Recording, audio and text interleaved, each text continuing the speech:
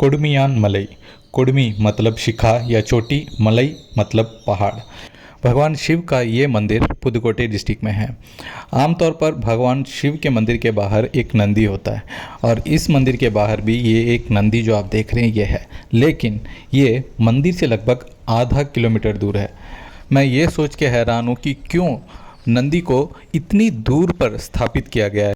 आमतौर पर मंदिर के थोड़ी ही दूर में नंदी की प्रतिष्ठा होती है, लेकिन इस मंदिर में लगभग आधा किलोमीटर दूर है। और ये नंदी भी देखें तो काफ़ी बड़ा नंदी है।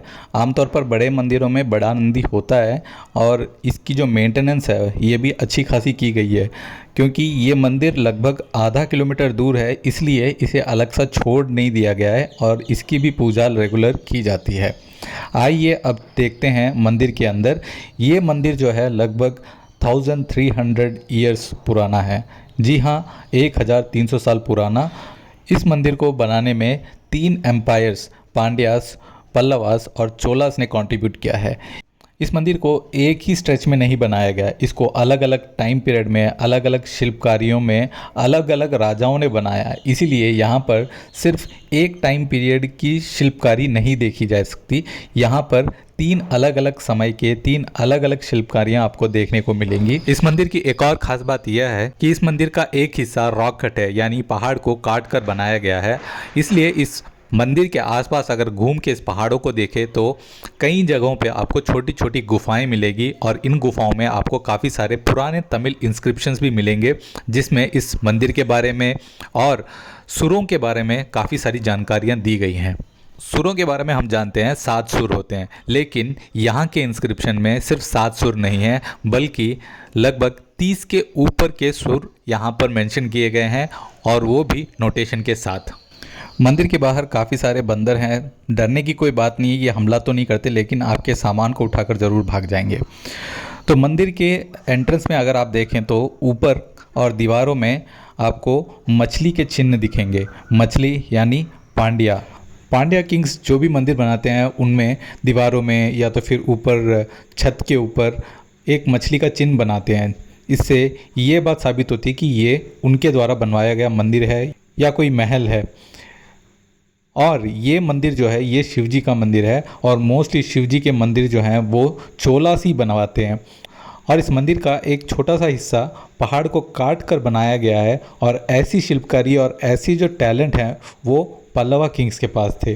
तो सूक्ष्म रूप से कहा जाए तो ये इन तीनों किंगडम्स की कंट्रीब्यूशन का एक ऐसा नमूना है जो एक मार्वल ही नहीं, ये दुनिया का एक अजूबा भी कहा जा सकता है। मंदिर के अंदर लगभग 1000 स्तंभ हैं। जी हाँ, लगभग 1000 स्तंभ। और इन हजारों स्तंभों में बहुत सारे देवी देवताओं की ऐसी नक्काशियाँ की गई है जो आपको मंत्रमुग्ध कर देगी। और बहुत सारे स्तंभों में हम देख सकते हैं भगवान विष्णु के दशावतार हनुमान जी। मोस्टली पांड्यास जो हैं वो भगवान विष्णु के कई सारे अवतारों को ऐसे मंदिरों के स्तंभ में बनवाते थे। और इन स्तंभों को देखा जाए तो इनमें से 2 ऐसे स्तंभ मिलेंगे जिसमें भगवान विष्णु का एक रूप मोहिनी अवतार जो है वो बनवाया गया है, और ये एक सेंटर ऑफ अट्रैक्शन माना जा सकता है इस मंदिर का। कहा जाता है पुराणों में एक ऐसा समय था जब यहाँ के ऋषि मुनि और तपस्वियों को एक अहंकार आ गया था, और वो अपने अहंकार में देवी देवताओं को भी तुच्छ समझने लगे थे। ऐसे समय में इनके घमंड को तोड़ने के लिए भगवान विष्णु ने मोहिनी अवतार लिया और वो यहाँ पर आए। भगवान विष्णु के मोहिनी अवतार से तो कोई नहीं बच सकता। तो ये ऋषि मुनि क्या चीज़ थे, तो उनके अंदर की काम और वासना जाग गई, और वे आप इस स्तंभ से देख सकते हैं कि कैसे उस मोहिनी के पीछे अपनी काम वासना को अभिव्यक्त कर रहे हैं।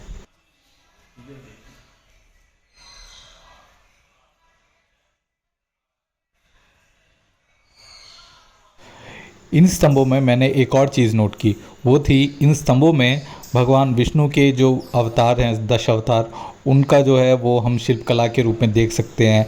और साथ ही भगवान शिव जी के पुत्र भगवान गणेश और कार्तिकेय, उनकी भी शिल्पकारी यहाँ पे मिलती है।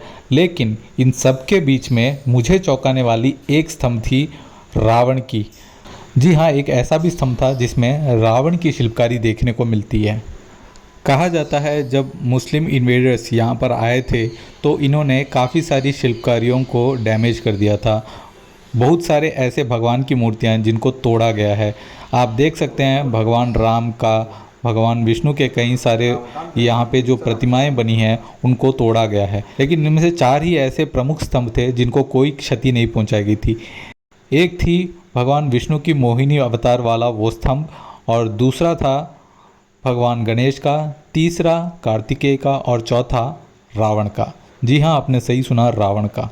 रावण के स्तंभ को कुछ भी नहीं हुआ है और वो एकदम सही सलामत है अपने 10 सर के साथ। और ये जो रावण का स्टैचू आप देख रहे हो, ठीक इसके पीछे जो एक पिलर है, उस पिलर में आप देखेंगे तो एक शिवलिंग भी बनाया गया है, और वो शिवलिंग इस बात का प्रतीक है कि रावण कितना बड़ा शिव भक्त हुआ करता था।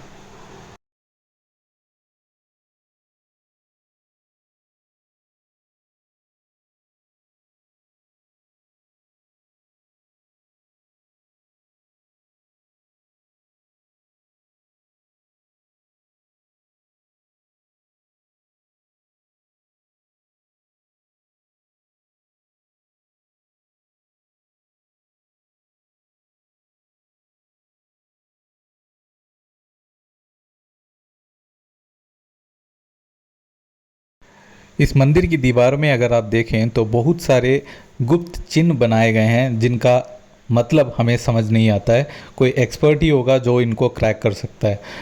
और इन दीवारों में देखा जाए तो ना सिर्फ भगवान की प्रतिमाएं बल्कि उनके वाहन और कुछ ऐसे भी शिल्पकारियां आपको देखने को मिलेंगी जो आपको अजंता और एलोरा की याद दिलाएंगी। जी हाँ, आपके अंदर की जो काम भावना है उसको जागृत करने लायक बहुत सारी शिल्पकारियाँ यहाँ पर मिलेंगी।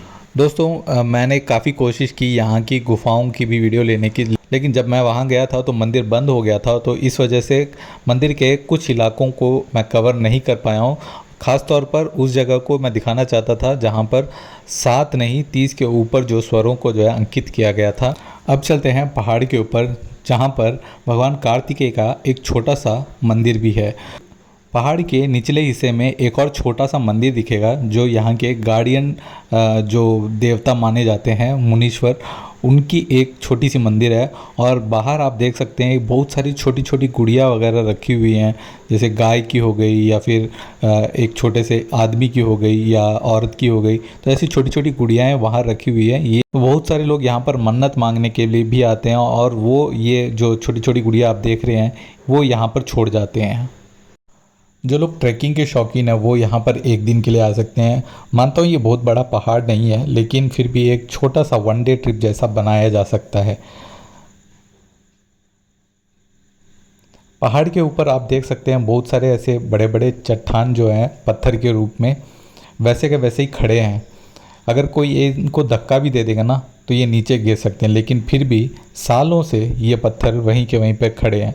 इनको जब मैं देखता हूँ तो मुझे महाबलीपुरम का बटरबॉल याद आता है। वहाँ पर भी एक ऐसा ही बहुत बड़ा सा एक चट्टान है जो एकदम स्लोप के ऊपर खड़ा है। ये समझ में नहीं आता कि वो खड़ा कैसे है। साइंटिफिकली देखा जाए ड्यू टू ग्रेविटेशन वो नीचे गिर जाना चाहिए, अगर कोई धक्का भी दे दे तो वो गिर जाना चाहिए, लेकिन वो नहीं गिरता। माना जाता है महाबलीपुरम में जो चट्टान है उसको काफ़ी सारे हाथियों की मदद से उसे गिराने की कोशिश की गई थी ब्रिटिश टाइम में, लेकिन वो टस से मस नहीं हुआ।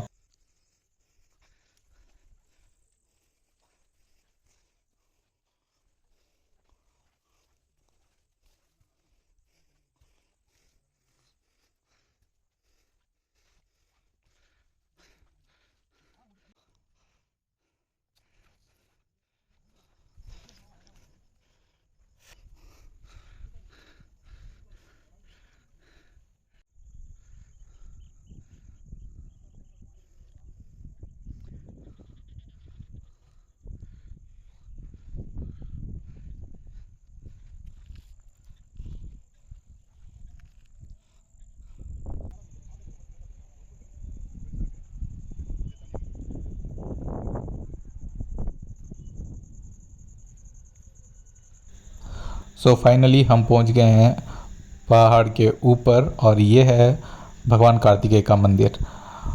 मैंने तमिलनाडु में एक चीज़ और नोट की है कि बहुत सारे ऐसे छोटे छोटे पहाड़ों के ऊपर जो मंदिर बने होते हैं वो उनमें से ज़्यादातर जो हैं वो भगवान कार्तिकेय के हैं।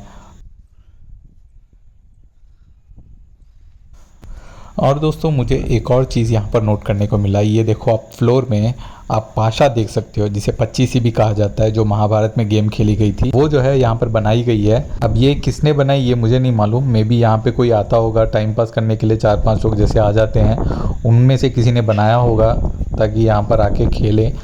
तो दोस्तों कड़ी मशक्क़त के बाद ऊपर चढ़ के आने का फ़ायदा मिल ही गया, भगवान कार्तिकेय के दर्शन भी हो गए और ऊपर जो ठंडी ठंडी हवा जो चल रही थी उसके मज़े भी ले लिए। तो दोस्तों आपको इस वीडियो से रिलेटेड कोई और जानकारी चाहिए तो डेफ़िनेटली कमेंट बॉक्स में कमेंट करके बताएं और वीडियो कैसा लगा ये ज़रूर बताएं।